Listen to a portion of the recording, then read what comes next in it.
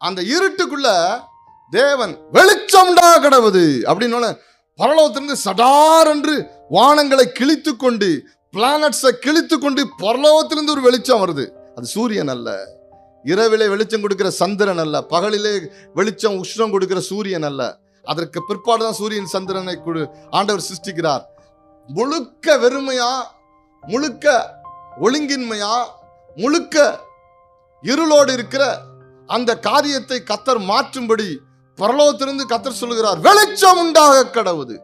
அந்த வார்த்தை வந்தோடனே சடார்னு பாருங்க வெளிச்சம் வந்துருச்சு.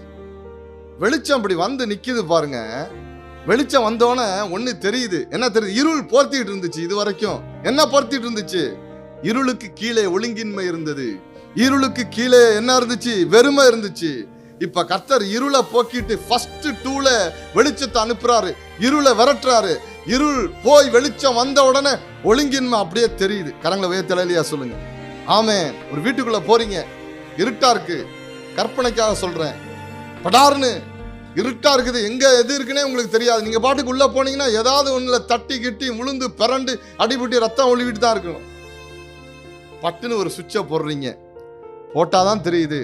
குறுக்கால பர்னிச்சர்ஸ் எல்லாம் கிடக்குது, அங்க இங்க கலாமலான்னு கிடக்குது.